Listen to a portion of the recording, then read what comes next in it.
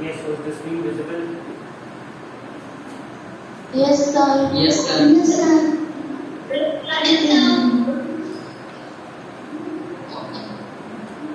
Yes, sir. ठीक है, before starting, let's have a little bit of a question and session. I call out the name और जिसका नाम बुलाएंगे, only that student has to answer. So Dipanshu Patel, can you hear me?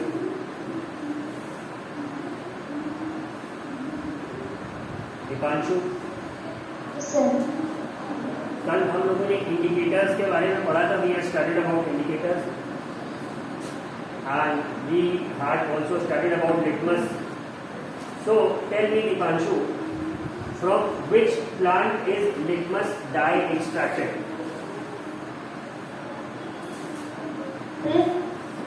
From which plant is the litmus dye extracted?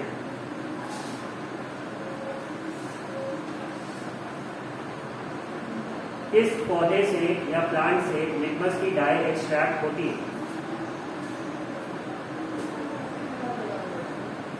Dipanshu, do you have the answer? नहीं है. Okay, यशमित.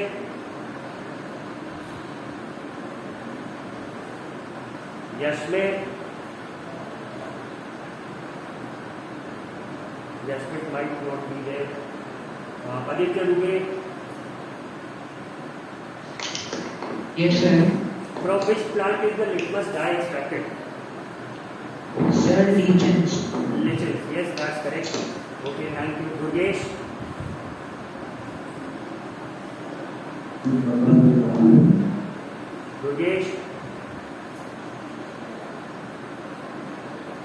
Rugesh Kumar Tiwari, I can see you on the screen. Please unmute.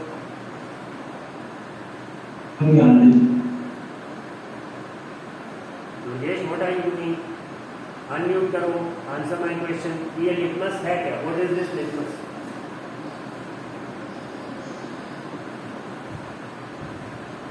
Rugesh. Yes, sir.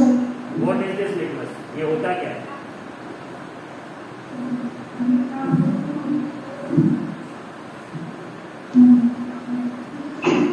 Did you understand the question or not? Sir, instructor होता है. Instructor का part होता है. क्या होता है? What is this? So part of instructor. Part of Instructor. detector. Yes, somewhat correct, but not the exact word. Thank you, Rugesh. You can mute yourself. Bhavish. Yes. What happens when the litmus comes in contact with an acid? Sir, it changes blue in color. It changes blue. Acid के contact में blue होता है. Blue sir, red. Red. ठीक है. Blue या red दो में से एक तो हो गई. अंशिका देवी. Anshika, what happens when this red litmus comes in contact with a base?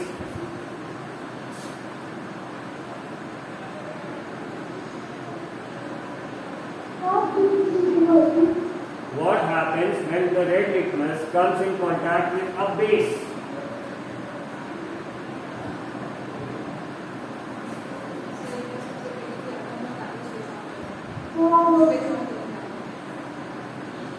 नहीं पता. अंशिका, तुमने पढ़ाई नहीं करी, मेरी बैठ में. तो कल इतनी बातों पे हम लोगों का डिस्कशन हुआ था. No more questions now. Put your hands down. जिन्होंने कैमरे में रेस कर रखा है. And it's a request to everybody, अपना कैमरा ऑन कर लीजिए सब लोग. Please switch on your camera everyone.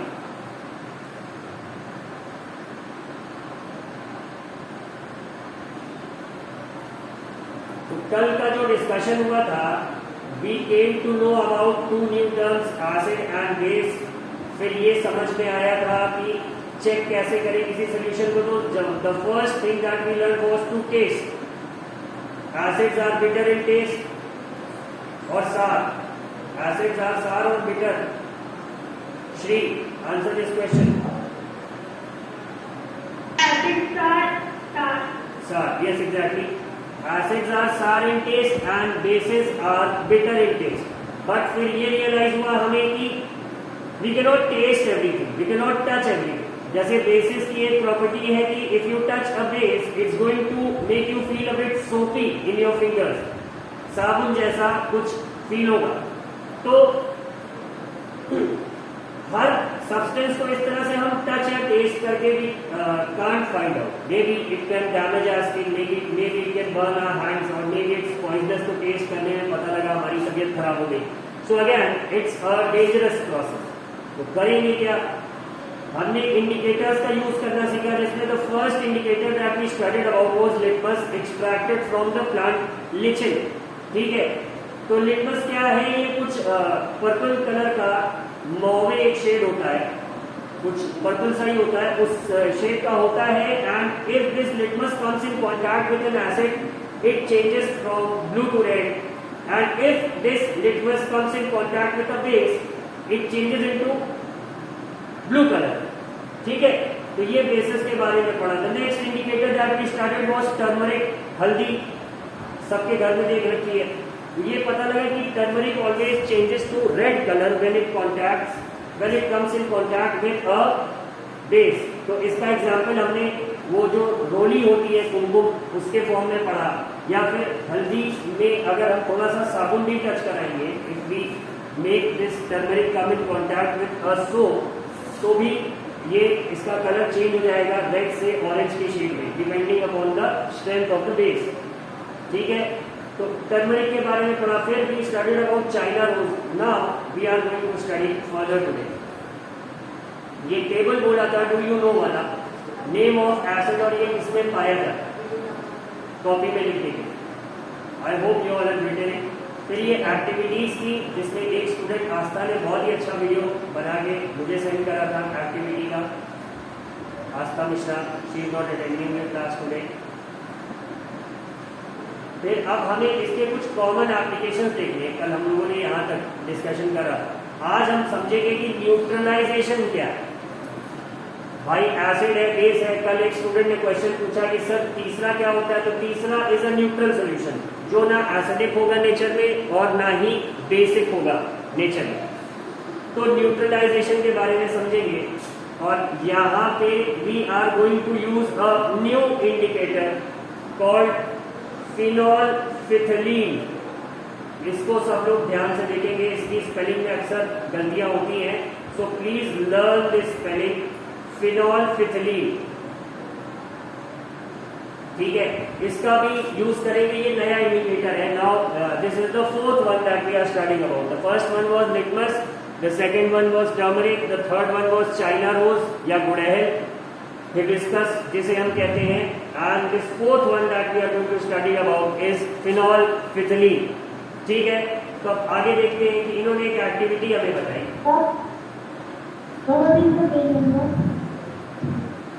What is the page number? दिख नहीं रहा स्क्रीन में?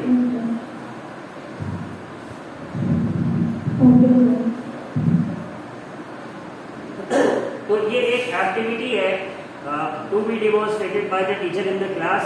डेमोन्स्ट्रेट मुझे करना चाहिए and I will, but not at present. तो इसमें एक एक्टिविटी में एक टेस्ट ट्यूब का 1/4 पार्ट हम डाइल्यूट हाइड्रोक्लोरिक एसिड से फिलअप करेंगे। इट्स अ कलरलेस लिक्विड, पानी के जैसा ही दिखता है, एकदम कलरलेस, पर इसमें थोड़ी सी एक स्मेल होती है। अब उस स्मेल को मैं डिस्क्राइब नहीं कर सकता। तो इन्होंने कहा कि डाइल्यूट का मतलब है कि उसी एसिड में खूब सारा पानी मिला के, मतलब थोड़ा सा हिस्सा एसिड का ले ले, बाकी मेजोरिटी हिस्सा पानी का ले ले, जिससे वो डाइल्यूट हो जाए। तो डाइल्यूट हाइड्रोक्लोरिक एसिड से 1/4 पार्ट इन्होंने कहा टेस्ट ट्यूब का आप भर लीजिए और उसका कलर देख लीजिए। और फिनोल्फिथिलीन उसमें आप क्या नाम के पहले 2-3 ड्रॉप ऐड करेंगे। फिनोल्फिथिलीन भी कलरलेस ही होता है। तो as soon as you add this phenolphthalein in the test tube containing hydrochloric acid, तो उसके कलर में चेंज हो। ठीक है, और इन्होंने कहा अगर नहीं हो रहा है तो टेस्ट ट्यूब को थोड़ा सा जेंटली शेक कर दीजिए, जिससे कि फिनोल्फिथिलीन अगर मान लीजिए एसिड के सरफेस पे ही रह गया है, अंदर नहीं गया है, तो वो उसमें कायदे से मिल जाए, घुल जाए।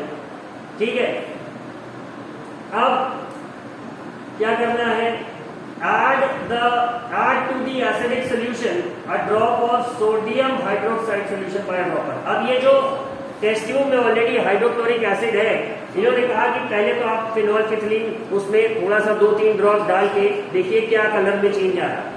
फिर इन्होंने कहा अब उसी सोल्यूशन में आप 2-3 ड्रॉप एक ड्रॉपर की हेल्प से सोडियम हाइड्रोक्साइड डाल दीजिए, ठीक है, और again repeat the same process, stir the tube gently, stir मतलब किसी भी चीज को घोलना, ठीक है। Is there any change in the colour of the solution? अब जब हमने फिनोल्फिथिलीन डाल रखा था हाइड्रोक्लोरिक एसिड में तो उसके कलर में कोई ना कोई चेंज आ गया, ठीक है। अब जब सोडियम हाइड्रोक्साइड हमने डाल के स्टर करा तो पूछ रहा है कि क्या आपको फिर से कोई कलर में चेंज नजर आ रहा है? Are you still noticing a change in the colour? तो इन्होंने कहा कि अगर दिख रहा है तो ठीक है, नहीं दिख रहा है तो continue adding the sodium hydroxide solution drop by drop. Sodium hydroxide आप उसमें एक ड्रॉप और बढ़ाइए, अगर कलर चेंज नहीं हो रहा है तो फिर से एक ड्रॉप डालिए, और ऐसा आप तब तक करेंगे जब तक आपको कोई कलर चेंज मिलता नहीं, ठीक है। Continue adding the sodium hydroxide solution drop by drop while stirring till the pink colour just appears. अब देखो इस लाइन में इन्होंने बता ही दिया कि जब हाइड्रोक्लोरिक एसिड में हमने फिनोल्फिथिलीन डाला था तो वो किस कलर का हो गया था? It change to pink colour, ठीक है। अब ये कह रहे हैं कि उसमें सोडियम हाइड्रोक्साइड तब तक डालते रहो जब तक कि वो पिंक कलर में कोई चेंज ना नजर आए तुम्हें, ठीक है, और तब तक डालो जब तक एकदम लाइट कलर का ना हो जाए। Now add 1 more drop of dilute hydrochloric acid. What do you observe?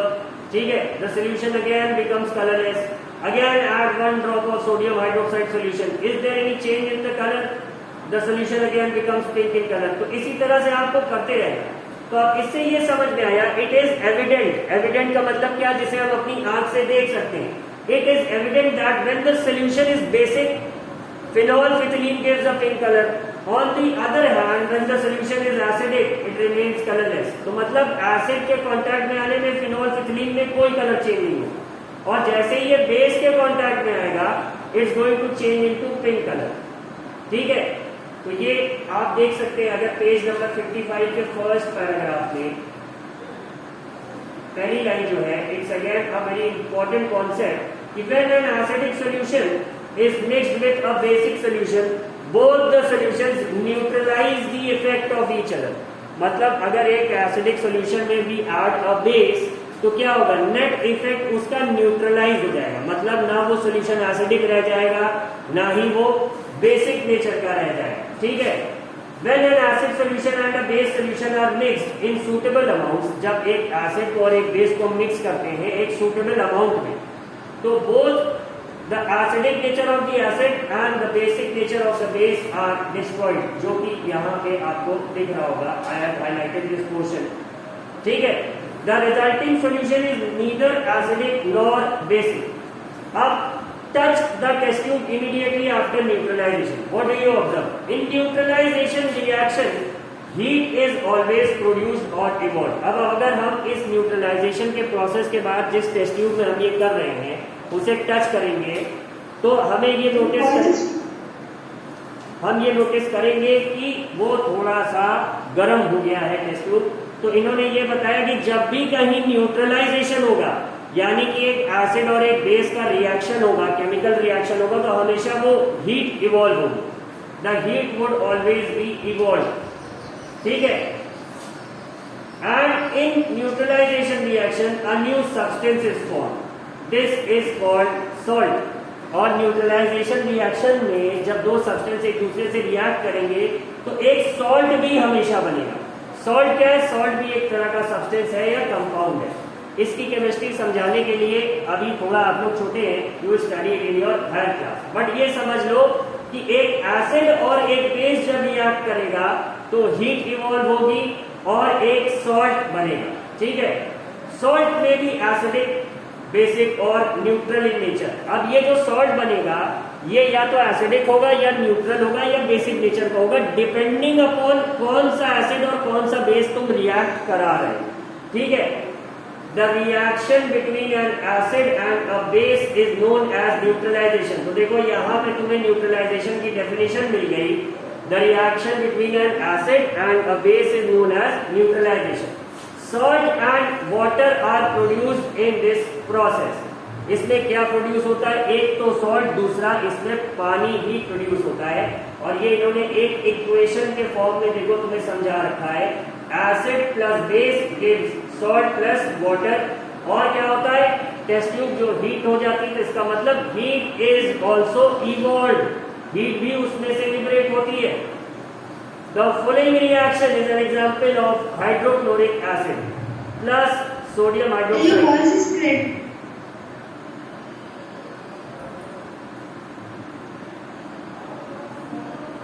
किसको प्रॉब्लम है ये वाली?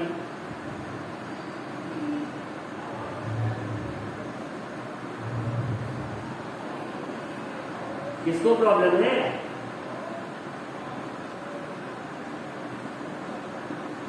Who had this problem की वॉइस क्रैक कर रही है? नाम तो बोलो। रुद्र शुक्ला। रुद्र, बाकी जगह आवाज क्लियर जा रही है, ये तुम्हारे यहाँ का नेटवर्क इशू है। Shri, can you hear me clearly? Shri Mishra, can you hear me? अच्छा, Shri is not responding. Yashmit, can you hear me clearly? Yes sir. Okay, Mushaba, आवाज क्लियर आ रही है? Yes sir. शिवेंद्र, तुम्हें? Yes sir. ठीक है। सो रुद्र, सबको ऑलमोस्ट क्लियरली जा रही है, तुम्हारी तरफ का कोई नेटवर्क इशू है। फोन हाथ में पकड़ के क्लास करोगे तो ऐसा प्रॉब्लम आएगा। Keep your phone in a stable position, तब ये प्रॉब्लम नहीं आएगी। ठीक है, now let us move on.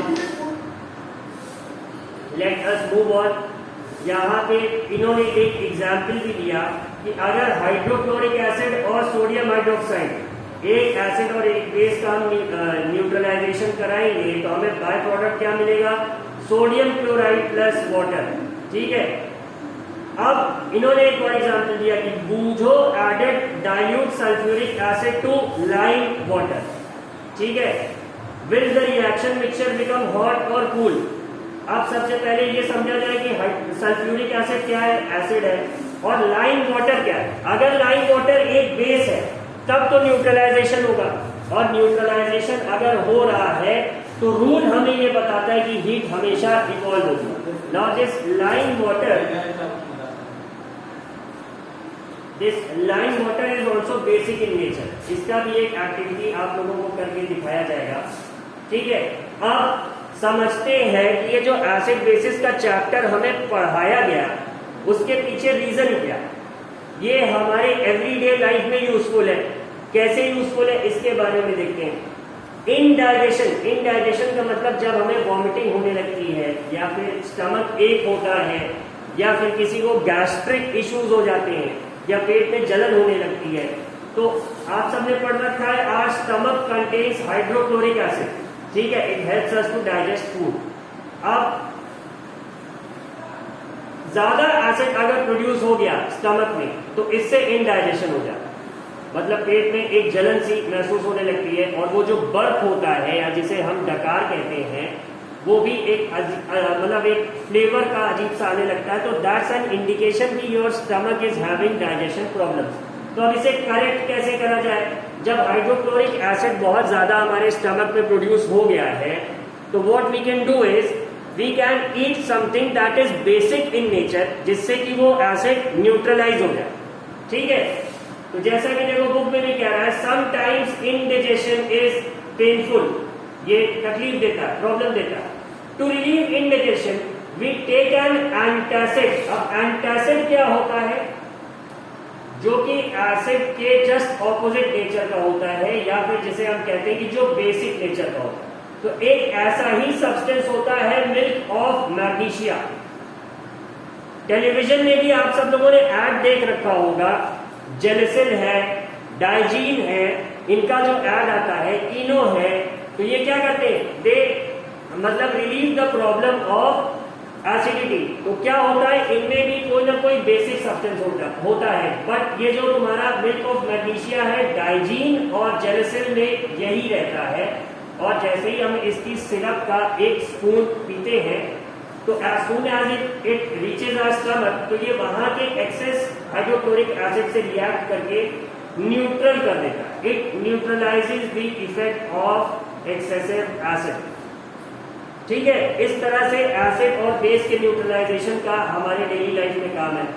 दूसरा, एंट बाइट. अगर चींटी काट ले तो होता क्या है, व्हेन एन एंट बाइट्स तो it injects the acidic liquid, जो कि फॉर्मिक एसिड, एक और एसिड पाया जाता है वो होता है, इनटू द स्किन. तो अब ये जो एसिड है ये जैसे ही हमारे स्किन के कांटेक्ट में आता है तो हमें जलन होती है और वहां पे स्किन हम देखते हैं थोड़ी सी फूल जाती है. स्पेशली अगर if we are bitten by red ants. Black ants generally bite नहीं करते. ठीक है, the effect of this acid can be neutralised by rubbing moist baking soda. Sodium hydrogen carbonate इसका केमिकल नाम होता है. और कैलामाइन सोल्यूशन. कैलामाइन क्या, अगर आपने देखा होगा तो अक्सर जो स्किन क्रीम्स होती है उसमें एक सोल्यूशन होता है लैक्टोकैलामाइन. तो वो भी यही काम करता है कि एसिड्स को न्यूट्रलाइज करेगा, क्योंकि उसका नेचर बेसिक होता है, क्योंकि उसमें जिंक कार्बोनेट होता है. ठीक है, तो एंट बाइट में इस तरह से काम हो गया. अब सॉइल ट्रीटमेंट कैसे होगा? सॉइल में भी अक्सर केमिकल फर्टिलाइजर्स यूज करने के कारण, एक्सेसिव यूज करने के कारण सॉइल का नेचर क्या हो जाता है, एसिडिक हो जाता है.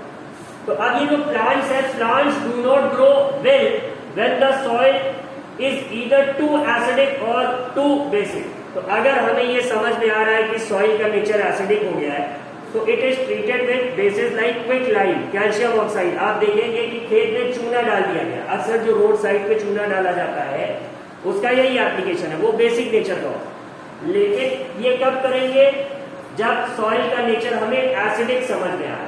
If the soil is basic, अगर सॉइल बेसिक हो गई है तब हम क्या करेंगे, उसमें हम ऑर्गेनिक मैटर या कंपोस्ट. कंपोस्ट क्या है, जैसे जहां भी खेत होता है या इस तरह की कोई प्लेस होती है उसमें अक्सर अनवांटेड प्लांट्स उगाते हैं जिन्हें हम वीड्स कहते हैं, या फिर जो पेड़ों की पत्तियां गिरती है उन्हें भी एक जगह इकट्ठा कर लिया जाता है. तो इन सारी चीजों का एक मिक्सचर बना के खेत में मिट्टी के साथ उसकी टिलिंग कर दी जाती है. खेत में ही उसे एक तरह से कहते हैं बरी कर दिया जाता है. तो अब जब ये डिकम्पोज होगा, सॉइल में मिलेगा, तो ये सॉइल के बेसिक नेचर को एसिडिक कर देगा, क्योंकि इसके डिकम्पोजिशन पे, किसके, ऑर्गेनिक मैटर के डिकम्पोजिशन पे एसिड्स रिलीज होंगे जो कि सॉइल के एक्सेसिव बेस को न्यूट्रलाइज कर देंगे और सॉइल का नेचर हमारा एसिडिक हो जाएगा. तीसरा कहां पे इसका यूज है, फैक्ट्री वेस्ट. बहुत सारी फैक्ट्रीज होती हैं जहां पे जो वेस्ट वाटर है उसमें एसिड होता है, और अगर इसी वेस्ट वाटर को नदियों में छोड़ दिया जाए या किसी पॉन्ड में छोड़ दिया जाए तो उसका पानी का नेचर भी क्या हो जाएगा, पॉन्ड के या रिवर के वाटर का, वो भी एसिडिक हो जाएगा. अब इसका साइड इफेक्ट कहां पे होगा, इसका साइड इफेक्ट ऐसे होगा कि अगर उस वाटर का नेचर ज्यादा एसिडिक हो गया पॉन्ड या रिवर के, तो उसमें जो फिश और बाकी ऑर्गेनिजम्स हैं उनको प्रॉब्लम हो जाएगी. भाई जैसे एसिड से हमारी स्किन जल जाती है वैसे उनकी भी स्किन जलेगी, तो वो पानी में मरने लगेंगे. इसीलिए फैक्ट्री वेस्ट को किसी भी नदी या नाले में या पॉन्ड में रिलीज करने से पहले उसको न्यूट्रलाइज करा जाता है बाय एडिंग बेसिक सब्सटेंसेस. उसमें कोई ना कोई बेसिक सब्सटेंस हम ऐड करते हैं. So this marks the end of the chapter. अब इसके बाद इसके कुछ क्वेश्चंस हैं, लेकिन उससे पहले I be taking up problems. तो raise your hand and I will call out your name.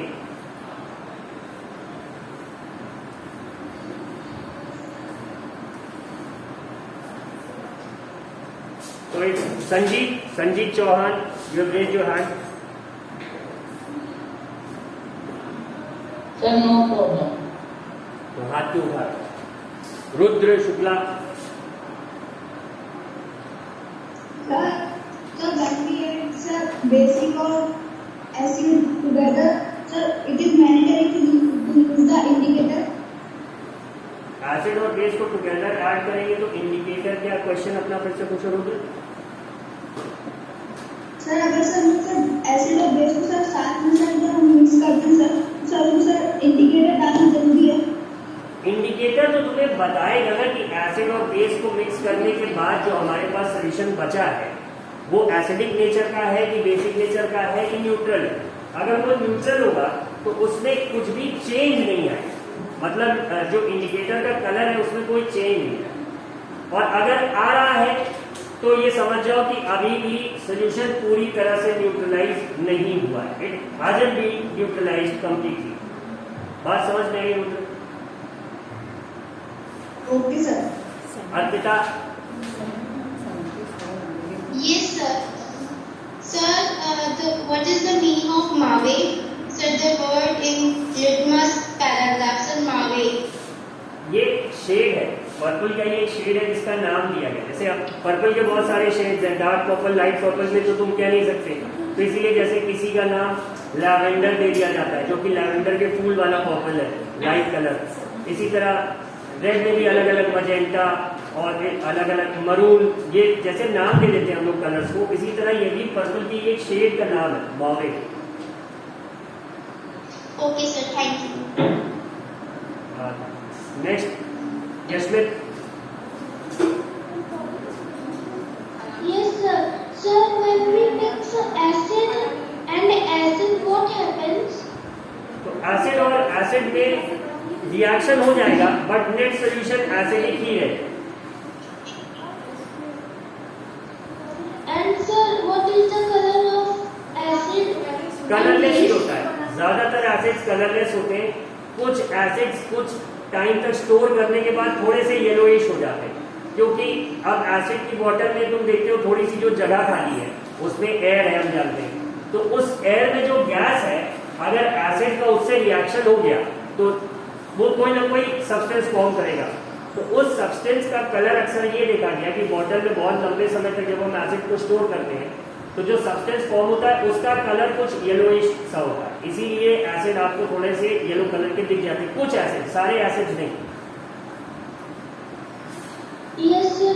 तो सर जब थोड़े थोड़े एसिड जो ट्रांसपेरेंट होते हैं, तो सर हम लोग जैसे एसिड और बेस को मिलाते हैं तो न्यूट्रलाइजेशन होता है, तो फिर सर न्यूट्रलाइजेशन भी जो होता है वो ट्रांसपेरेंट होता है, तो सर हम लोग को कैसे पता चलेगा?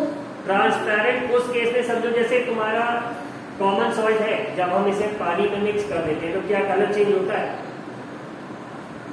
No sir. नहीं होता ना। तो इसी तरह से अब अगर सपोज करो हम पानी में टर्मरिक को मिक्स करेंगे तो पानी का कलर हमें पता है येलो हो जाएगा, ठीक है। तो अलग अलग सब्सटेंसेस जब हम पानी में डिसॉल्व करते हैं तो अगर उसमें जो सब्सटेंस बन रहा है उसका कुछ कलर है तब तो कलर चेंज होगा। तो अब अगर हम ऐसे एसिड और बेस को रिएक्ट कर रहे हैं जिसका जो प्रोडक्ट बन रहा है उसका कोई कलर नहीं है तो फिर वो कलरलेस रहेगा। लेकिन अगर उस कंपाउंड का कोई कलर है तो पानी का भी, मतलब जो सोल्यूशन रहेगा उसका भी कलर चेंज होगा। जैसे अगर तुमने नोटिस करा हो तो कॉपर के जो बर्तन होते हैं, तांबे के, अक्सर कॉपर का ग्लास है या फिर जग है, तो उसमें अगर बहुत दिन तक उसको उसको धुलो नहीं तो उस हल्का सा ब्लूइश हो जाता है उसके सरफेस। तो अब कॉपर अगर इस तरह से रिएक्ट करेगा एसिड से तो जो नई चीज बनेगी वो उसका कलर कुछ ब्लूइश या ग्रीनिश होगा। पानी में अक्सर आप देखते हैं कुछ कुछ पॉन्ड का या नदी का कलर हमें ब्लूइश दिखता है, वो क्यों होता है? Due to presence of copper salts in the water. और कॉपर के बर्तन में हम लोग पानी क्यों पीते हैं? क्योंकि कॉपर हमारे बॉडी में जाता है तो इट्स बेनिफिशियल, ठीक है। तो उसका कलर इसीलिए ब्लू होता है। इसीलिए अगर कोई माउंटेन रिवर है जिसका कलर ब्लू है तो सब कहेंगे इसका पानी देखना बहुत ही हेल्पफुल होगा हेल्थ के। तो ये बात है। Yash, do you get it? Yes sir, thank you sir. Okay, Tanmay? Yes sir. What is the meaning of calcium oxide? Meaning नहीं, ये नाम है। इनका सर काम क्या होता है सर? कैल्शियम ऑक्साइड ये कॉमन जो तुम्हारा चूना होता है जो तुम रोड के साइड में देखते हो डाला जाता है। अब इसका अलग अलग जगह अलग अलग यूज है।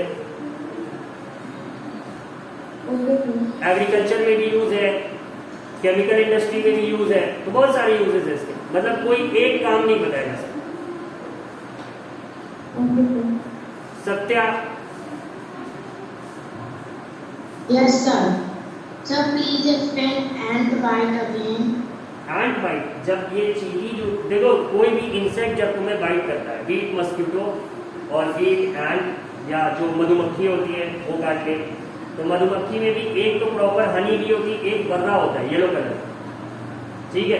तो ये जो भी इंसेक्ट्स जब तुम्हें बाइट करते हैं तो ये अपने माउथ के जिस भी पोर्शन से बाइट करेंगे तो होता क्या है, इनके माउथ के उस रीजन में कोई ना कोई एसिड होता है या बेस होता है। तो जब ये बाइट करते हैं तो वो आपकी स्किन के सरफेस में थोड़ा सा वो एसिड या बेस चला जाता है जिससे आपको जलन हो जाती है, ठीक है। तो एंट बाइट में ये देखा गया कि एंट के माउथ के पास क्या होता है, एसिड होता है। तो इन्होंने कहा जलन को दिन के अंत में एसिड से ही हो रही है, तो व्हाई नॉट न्यूट्रलाइज इट। और वो क्या इसने बोला, प्लीज डोंट इंटरप्ट। तो ये जो सत्या समझ में आ रही बात, तो जब ये देखा गया कि एसिड है तो इसको न्यूट्रलाइज कर दिया जाए, तो इस पर कोई ऐसी चीज लगा देते हैं जो बेसिक नेचर की है, तो उससे स्किन के अंदर का जो एसिड है जिसकी वजह से हमें जलन हो रही है वो न्यूट्रलाइज हो जाएगा, तो हमारा काम बन जाएगा। Got it Satya? Yes. Okay, तो दैट्स ऑल टुडे 8:41 और हम लोग नेक्स्ट क्लास में इसके ऊपर आगे डिस्कशन करेंगे और इस चैप्टर की क्या करेंगे, exercises we are going to solve. So till then thank you. Okay, sir. Bye, sir.